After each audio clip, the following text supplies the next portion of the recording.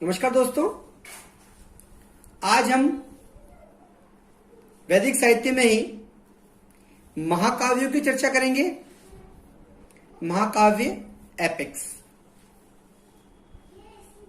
जैसा कि आप जानते ही हैं, दो महाकाव्य हैं। एक तो है रामायण और दूसरा है महाभारत। तो फर्स्ट चर्चा हम करते हैं रामायण की। रामायण का अगर संधि विच्छेद करें तो ये होता है राम प्लस आयन, यानी राम की कथा। सामान्य भाषा में कहें तो ये राम की कथा है, राम की कहानी है, राम के जीवन की कहानी है। इसके रचनाकार है दोस्तों, वो है महर्षि वाल्मीकि और इसकी भाषा है संस्कृत। इसका रचनाकाल दोस्तों अलग अलग विद्वानों ने अलग अलग इसका रचनाकार माना है, लेकिन जो सर्वाधिक मान्य तिथि है वो है लगभग 500 ईसा पूर्व से अलग अलग समय में ये 200 ईसा पूर्व तक लगभग लिखी गई मानी जाती है। इसमें प्रारंभिक तौर पर जो श्लोकों की संख्या थी वो थी 6000, परंतु कालांतर में ये बढ़कर 12000 हो गई और अंततः इसमें 24000 श्लोक रचे गए। जैसा कि पहले भी बताया, इसमें राम की कहानी है। राम को इसमें आदर्श पुरुष के रूप में दर्शाया गया है, प्रस्तुत किया गया है। राम को आदर्श राजा और मर्यादा पुरुषोत्तम के रूप में दर्शाया गया है। इसकी मूल कथा का उद्देश्य यही था कि मर्यादा पुरुषोत्तम के रूप में राम को दर्शाया जाकर के एक समाज में आदर्श प्रस्तुत किया जाए। मर्यादा पुरुषोत्तम के रूप में एक आदर्श पुरुष के रूप में समाज में आदर्श प्रस्तुत किया जाए। यह तो उसकी कहानी का विवरण हुआ, परंतु ऐतिहासिक दृष्टिकोण से दोस्तों इसमें यवनों, आर्यों और शकों का संघर्ष का विवरण प्राप्त होता है। यानी इसमें आर्यों से अनार्य जातियों का संघर्ष का विवरण प्राप्त होता है। ऐतिहासिक दृष्टि से ये बिंदु महत्वपूर्ण है कि इसमें आर्यों का अनार्यों से संघर्ष का विवरण प्राप्त होता है। दोस्तों इसका बाद में कई भाषाओं में, मूलतः तो संस्कृत में लिखी गई है, लेकिन बाद में कई भाषाओं में इसका अनुवाद हो चुका है, जिसमें जो प्राचीन काल में अनुवाद हुआ है वो है तमिल में। साउथ में, दक्षिण भारत में जो तमिल का अनुवाद है वो है कंबन ऋषि का अनुवाद। कंबन का तमिल अनुवाद प्रसिद्ध है।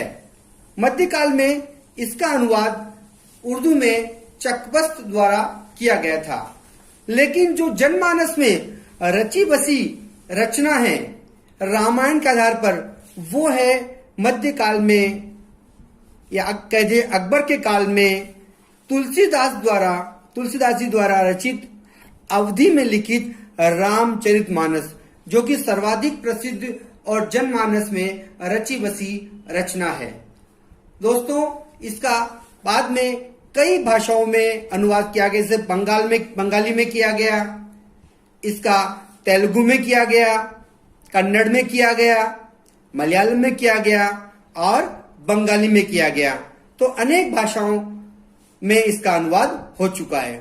तो ये महाकाव्य था रामायण। दूसरा महाकाव्य है दोस्तों महाभारत, जिसके रचनाकार हैं वेदव्यास, या जिन्हें हम कृष्ण द्वैपायन के नाम से भी जानते हैं। इसकी भाषा भी संस्कृत है।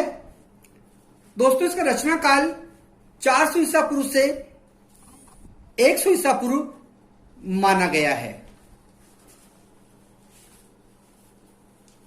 दोस्तों इसके जो प्रारंभिक श्लोक थे वो थे 8800 श्लोक, जिन्हें जय संहिता नाम से जाना गया था, परंतु बाद में इसमें 24000 श्लोक हो गए जो भारत नाम से प्रसिद्ध हुए, क्योंकि इसमें प्राचीनतम जो वैदिक जन था उसका नाम था भरत, और उसी के आधार पर इसमें भरत के वंशजों का इतिहास मिलता है।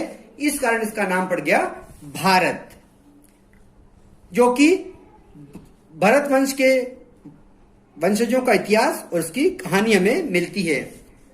और अंततः दोस्तों इसमें 1,00,000 श्लोक हो गए, इसलिए इसका नाम शतशस्त्री संहिता या महाभारत नाम पड़ गया। अंततः इसका नाम महाभारत पड़ गया।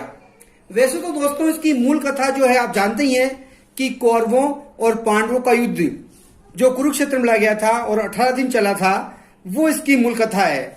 और इसमें 18 पर्व हैं। परंतु इसमें ऐतिहासिक दृष्टिकोण से दोस्तों इसमें शक, यवन, पारसिक और हुण जो विदेशी जातियां थी जिन्होंने भारत पर आक्रमण किया था, उनका उल्लेख भी महाभारत में किया गया है, जो कि ऐतिहासिक दृष्टिकोण से महत्वपूर्ण है। दोस्तों कई बार प्रश्न यह आ जाता है जिसमें विद्यार्थी कंफ्यूज हो जाता है कि महाभारत के रचयिता तो वेद व्यास हैं, लेकिन श्रीमद् भागवत गीता के रचयिता कौन है। तो कई बार विद्यार्थी इसमें कंफ्यूज हो जाता है। कंपटीशन में, विश्वविद्यालय में प्रश्न आते हैं तो कंफ्यूज हो जाता है कि जब महाभारत के रचनाकार वेद व्यास हैं तो श्रीमद् भागवत गीता भी जो महाभारत का ही अंश है उसके भी रचनाकार वेद व्यास ही हैं। तो श्रीमद् भागवत गीता में जैसा कि आप जानते हैं इसमें 18 अध्याय हैं और इसमें कृष्ण अर्जुन का संवाद दिया गया है। कृष्ण अर्जुन का गीतोपदेश, कृष्ण द्वारा अर्जुन को गीतोपदेश दिया गया है, जो कि महाभारत का ही एक भाग है, पार्ट है। और इसमें 18 अध्याय अलग अलग विषयों पर रचे गए हैं। दोस्तों जो महाभारत के ऐतिहासिक दृष्टिकोण से और भी महत्वपूर्ण है वो है कि आर्यों का आर्य संघर्ष, यानी जो आर्य कबीले थे, आर्य जन जो थे, उनमें ही आपस में संघर्षों की कहानी जो है वो महाभारत में लिखी गई है, महाभारत में रचित की गई है। इसका भी अनुवाद दोस्तों अलग अलग समय पर, अलग अलग समय में, अलग अलग भाषाओं में किया गया।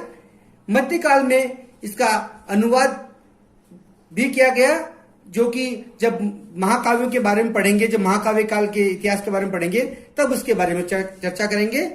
धन्यवाद दोस्तों।